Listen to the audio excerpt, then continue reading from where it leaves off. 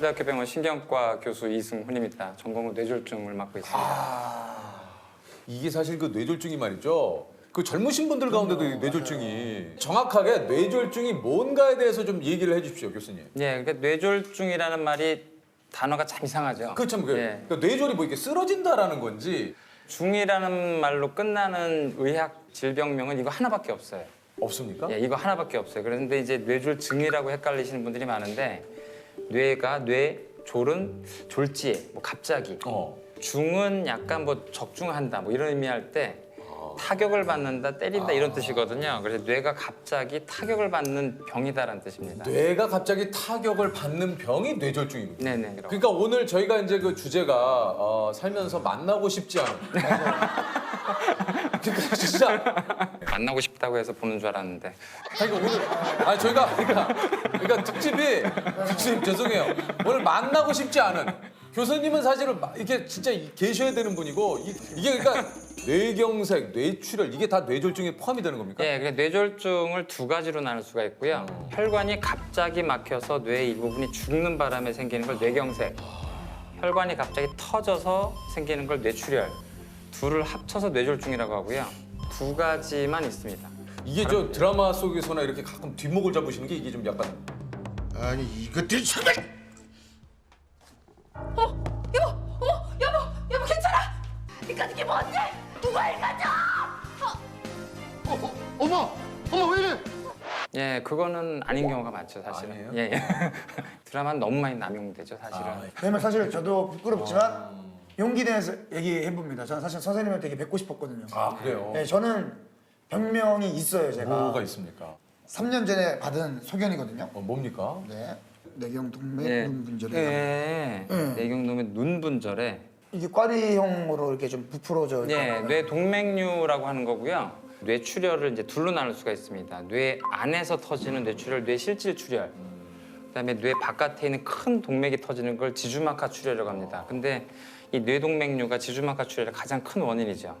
혈관벽이 좀 약해지면서 풍선처럼 이렇게 부풀어 오른 거를 맞아요. 동맥류, 동맥꽈리 그렇게 부릅니다. 네, 근데 맞아요, 그게 맞아요. 이제 부풀어온 채로 끝나는 게 아니고 나이가 들면서 이렇게 파열될 수가 있는데 평상시 건강검진에서 그게 발견되면 그걸 미리 폐쇄하는 시술이나 수술을 권장하기도 합니다. 너무 무서웠던 게 저한테 뭐라고 얘기를 하시냐면 진짜 진지하게 그러시는 거예요. 지금 조세호 씨가 갑자기 나가서 걷다가 갑자기 쓰러져도 이상하지 않을 병이다 이렇게 말씀을 하시더라고요. 네네.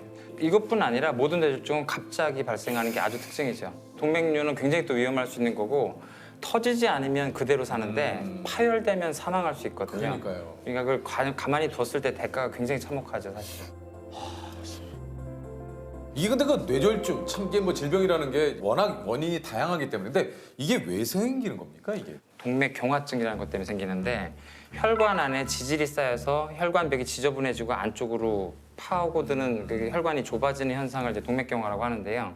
동맥경화도 갑자기 생기는 게 아니라 여러 위험 요인들이 조절되지 않고 몸에 오랫동안 축적될 때 생깁니다. 그 대표적인 요인들이 고혈압, 네. 당뇨, 고지혈증, 담배, 술은 조금 애매하지만 저희들이 환자분들에게 이 5가지를 가장 기본적으로 얘기를 하죠. 고혈압이나 당뇨, 고지혈증이 잘 조절되지 않은 채로 5년, 10년, 길게 20년까지 가게 되면 몸 혈관 전체가 이제 동맥경화들이 진행되게 되는데 그 중에서 뇌동맥이 심해서 갑자기 그 혈관이 막히거나 한 일이 생길 때 그때 뇌경색이 오는 거죠. 그러니까 네네. 음식 관련 그리고 건강 관리 이게 네. 굉장히 좀 중요하다는 얘기군요. 고혈압과 당뇨가 있을 때 잘 하면 되죠. 평상시 너무 그렇게 또 그럴 필요는 없나요? 예, 대부분 이제 외래 오시면 너무들 많이 이제 뭘 먹어야 되냐, 뭘 안 먹어야 되냐. 나는 17년 동안 닭고기를 먹지 않았다. 뭐 잘했냐, 뭐 이렇게 보면 17년 동안 닭고기를 먹지 않았다. 그 진짜 예, 아, 나 잘하고 있는 거냐? 예. 칭찬받아. 나 치킨 안 먹고 있는데 그렇게까지 막 극단적으로 네. 그럴 필요는 없고. 네, 오늘 당장 드시라고 그랬죠. 그래야 된다. 그러면 좀 그것까지 뇌졸중 아까 좀 얘기를 했지만 이게 전조 증상이 어떻습니까? 뇌졸중이 올 때 흔한 증상이 편마비라고 해서 한쪽 팔다리가 마비되거나 발음이 잘못 나오거나 이제 어지럽거나 물체가 2개로 보이거나 한쪽이 안 보이고 이런 증상이 있습니다. 근데 전조 증상은 그런 증상이 생겼다가 귀신같이 딱 없어집니다. 없어져요. 예, 한 5분, 10분 내로 없어져 버려요. 그러면 이제 내가 꿈을 꿨나? 아니면 이게 지금 내가 착각한 건가? 졸렸나? 뭐 이렇게 착각하실 수가 있어요. 근데 그건 혈관이 막혔다가 혈전이 막혔다가 몸이 뭔가 혈전 용해 성분 때문에 뚫린 거거든요. 갑자기 혈액이 다시 들어가니까 좋아진 거란 말이에요. 근데 동맥경화가 같은 그 위험병들은 현재 그대로 가지고 있기 때문에 재발할 가능성이 엄청나게 높습니다. 그냥 그분은 증상이 생겼다가 풀리면 당장 응급실 오셔야 돼요.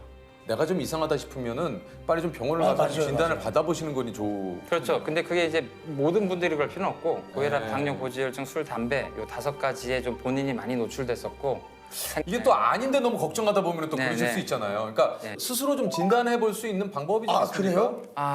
그리고 이제 한 60세 넘었는데 고혈압, 당뇨가 있다, 고혈압, 고지혈증이 있다 이러신 분들은 팔다리 힘이 빠진 게 약간 미미하게 왔을 때 테스트 해보라고 하는 방법들이 있습니다. 뭡니까? 그게 이제 손을 앞으로 내밀고 내밀고 예, 눈을 감고 눈을 감고 손을 이게 완전히 이렇게 펴야 됩니다. 이렇게 네, 완전히 한 펴고. 5에서 한 10초 정도 지난 다음에 자기 손을 봅니다. 네, 그러면 이제 괜찮죠? 괜찮죠. 예, 근데 이제 이 힘이 살짝 빠지면 살짝 이렇게 돌아가요. 아 이게 한쪽이요. 이거 못 버티고 이렇게 살짝 이렇게 돌아가요. 아니면 이게 살짝 떨어지기도 하고. 그리고 다리도 마찬가지로 이제 양쪽 다리를 이제 침대 위에서 양쪽을 동시에 올리고 눈을 감고 있어라 그러면 한쪽이 살짝 떨어집니다. 그래서 이제 그걸 본인은 못 느끼겠는데 아주 경미한 위약이 있을 때, 마비가 있을 때 테스트 해보라고 하고요. 발음 같은 경우는 약간 발음이 이상한 것 같다 그러면 이제 간단한 발음 3가지. 맘마, 랄라, 가가 3가지 해봅니다. 그게 이제 발음이 뭉개지면 이 환자 구음장애, 발음장애가 있다. 아, 맘마, 맘마, 가가, 랄라, 갈라. 예, 맘마가 이제 입술에서 나는 소리고요. 엄마 랄라는 경국에서 나는 소리고 라라 가가는 이제 연국에서 나는 소리니까 그 3가지를 간단하게 빨리 테스트 해보는 거죠. 아 여기 또 이제 테스트 또 하나가 뭐가 있습니까? 얼굴 찡그림을 하라고 합니다. 사실은 얼굴이 보통 약간 비대칭이라서 사실 뇌졸중이 생겼을 때 얼굴 찡그림 좀 확실하거든요. 그래서 이 해보라고 했을 때 이걸 당기지 못하게 착 쳐지시는 분들이 많이 있어요. 뇌졸중이 생기면. 그래서 이제 이쪽이 쳐졌을 때 이쪽에 마비가 있다. 그럼 이쪽에 뇌졸중이 생겼을 가능성이 있다라고 생각을 하죠. 네, 대칭입니다. 예. 네, 네 대칭. 뭐 뇌졸중을 또 예방하는 거 이게 그러니까. 요거 좀 예방할 수 있다 하는 거 좀 있습니까? 암이라는 병은 다른 예고 없이 그 암이라는 병이 찾아오지 생기고 마. 감염도 갑자기 찾아오는 거지만 뇌졸중은 합병증입니다. 고혈압이나 당뇨, 고지혈증 이런 게 오랫동안 축적이 돼서 계속 혈관에 스트레스를 줄 때 동맥경화가 생기는 거니까 사실은 고혈압하고 당뇨 같이 아주 진단하기 쉬운 이 질환을 평상시에 잘 진단하는 게 굉장히 중요하죠. 고혈압 사실은 진단이 너무 쉬워요. 평상시 집에서 팔뚝혈압계로 혈압을 자주 재보시기만 하면 140에 90을 넘는 게 조금 흔하다. 그럼 고혈압일 가능성이 높은 거고 당뇨 같은 경우는 1년에 한 번씩 피검사로 딱 한 가지만 그냥 하시면 됩니다. 그 당화혈색소라는 수치가 있는데요. 네. 6.0을 넘어가면 이제 당뇨될 가능성이 높아진다. 근데 고혈압이든 당뇨든 처음부터 갑작스럽게 심하게 나타나는 게 아니고 서서히 올라가거든요. 서서히 올라갈 때 초기에 2가지를 잘 잡으면 그대로 갑니다, 사실. 사실 혈압이 200이 돼도 본인은 모르거든요. 계속 모르고 있다가 그걸 수년, 수십 년 살다가 나중에 혈관이 완전히 심한 동맥경화 된 상태에서 발견되거나 더 심하게는 혈전이 생겨서 막혀서 불구가 된 상태로 이제 병원에 오시게 되는 한 경우가 굉장히 많은 거죠. 그러니까 이제 평소에 잴 수 있는 이 고혈압, 이 혈압만 재도 네. 이것을 평소에 관리를 잘하면 네. 뇌졸중은 걱정을 안 해도 될 것 같다. 그렇죠. 거의 네. 걱정을 안 해도 되죠. 근데 뇌졸중이 병 중에서 그래도 좀 희망적인 부분은 처음 발생했을 때가 제일 심합니다. 그 다음부터는 대부분 환자분 치료에 의해서 거의 다 나아져요. 좋아져요. 100% 좋아지는 사람도 있고 경미하게 좋아지는 사람도 있고 그대로 가는 사람도 있지만 처음 만났을 때가 제일 나빠요. 그래서 환자분들한테 제일 좋은 소식은 지금이 최악입니다. 이게 좋은 소식입니까? 어쨌든 내가 지금 최악이라는 소리인데. 더 나빠지겠다. 네. 그러니까 지금이 최악이니까 앞으로 나아질 만 네. 남았다. 지금부터 점점 좋아질 겁니다. 많은 환자분들을 또 치료하셨겠지만 좀 기억에 남는 환자분들도 좀 있을 것 같아요. 뇌졸중이 생길 만한 분이 아닌데 이분은 뭔가 몸 안쪽에 그동안 몰랐던 암이 있었을 것 같고 그 암세포에서 나온 성분 때문에 혈전이 생기고 뇌경색이 생긴 것 같다고 짐작이 될 때가 있어요. 처음부터. 암이 있을지 모르니까 이제 암 검사를 해보겠다. 이 해서 보면 이미 4기. 예, 왜냐하면 뇌졸중이라는 합병증이 생길 때까지 암세포가 진행된 경우가 많기 때문에 대부분 말기. 상태가 뇌졸중을 치료하는 게 문제가 아니고 환자분한테 이제 한 달 이내에 돌아가실 가능성이 굉장히 높다. 근데 본인도 그걸 잘 못 받아들이겠고 환자 보호자분들 못 받아들여서 그 치료할 때 뜨거운 가슴도 중요하지만 그 환자분 본인의 삶을 정리할 기회를 박탈하게 돼요.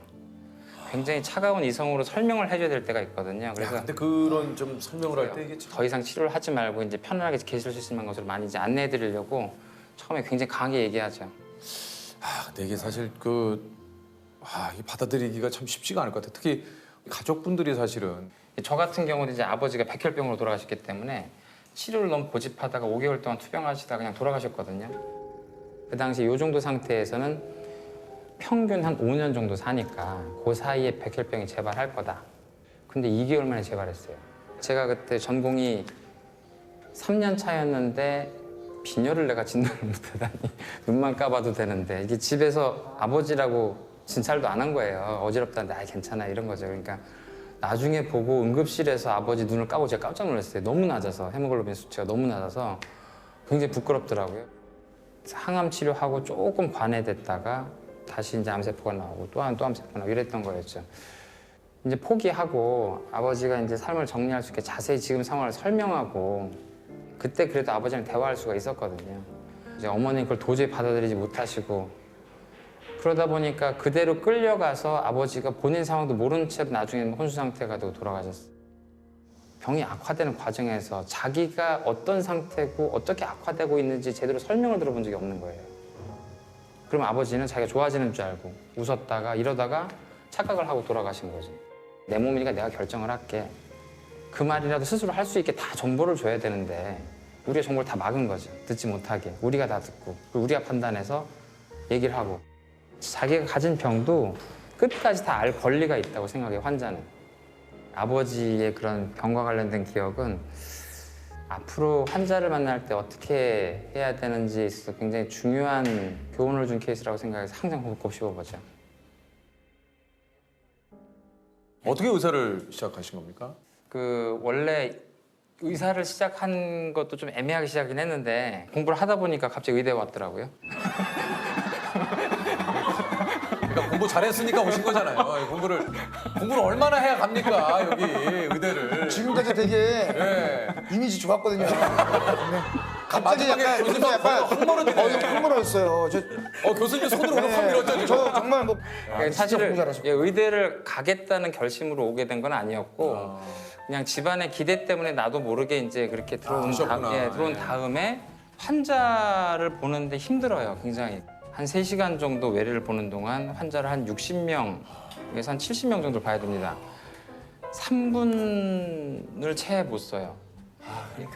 그러니까 이제 굉장히 높은 수준의 지식을 전달하고 환자들한테 앞으로 삶에 대해서 얘기하고 싶은데 그러기 힘드니까 알게 된 지식이나 아니면 알게 된 물질이나 이런 것들을 좀 소개하고 싶습니다. 그래서 사실은 알게 된 지식에 대해서 논문을 많이 쓰고 최근에 좀 교과서도 쓰고 특히 뇌출혈, 지주막하 출혈 환자들 이제 사망하지 않게 만드는 그런 신약을 이제 2012년부터 연구한 게 있어서 그거를 지금 신약으로 꺼내기 위해서 굉장히 노력 중입니다. 그래서 사실은 개인적으로 생각하는 좌우명이 있는데 스티브 잡스가 돌아가시기 전에 이제 항상 했던 얘기 중에 굉장히 유명한 말이 이 대우주에 네가 흔적이라도 남기지 않으려면 여기 뭐하러 태어났냐라는 말이 있고 그리고 무하마드 알리 같은 경우는 수많은 명언을 남겼지만 네 꿈이 만약에 너를 두렵게 하지 않는다면 그 꿈은 충분히 크지 않은 것이다 라는 말이 있습니다. 그래서 저희가 그 무하마드 알리의 명언은 나비처럼 날아서 벌처럼 살아. 나비처럼 날아서 벌처럼 쏴라. 근데 무하마드 알리가 그런 얘기도 했습니까? 예. 뭐라고 그랬다고요? 무하마드 네 알리가? 꿈이 크다.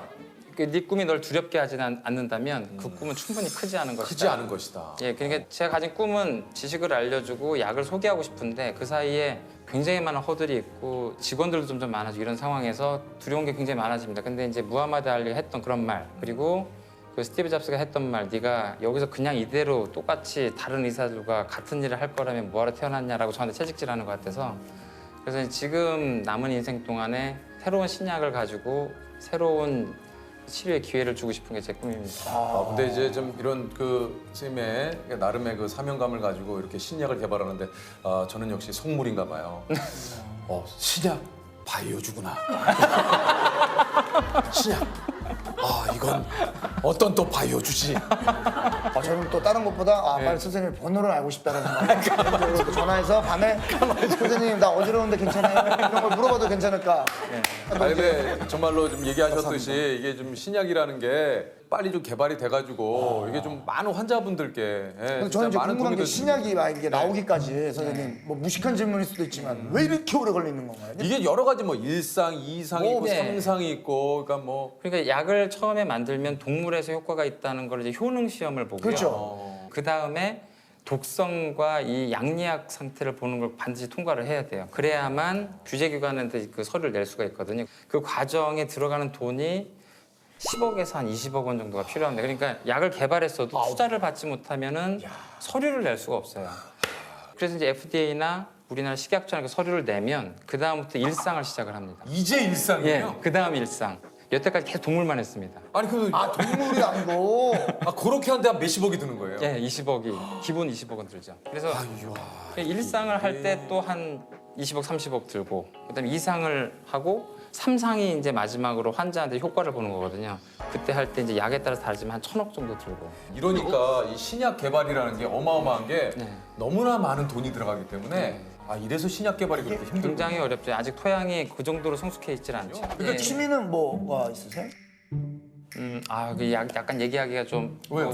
오글거리지만 그래서 사실은 저는 이게 평상시에 이제 시간이 있을 때는 다양한 자세로 생각하는 걸 되게 좋아합니다.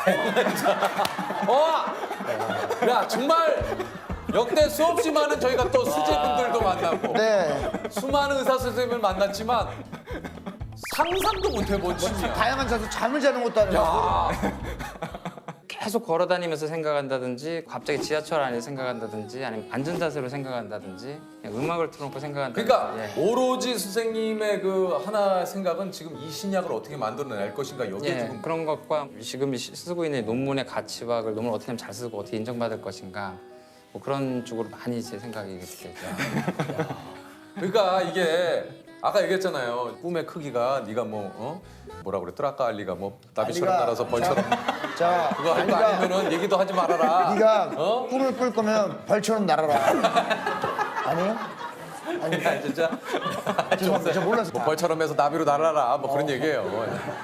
날아서 날아서 쏴라. 한턱 쏘든 뭘 쏴라. 뭘 쏴? 뭘 한턱 쏴? 쏴라 있네. 쏴라 있어. 뭐 이런 거 아니겠습니까?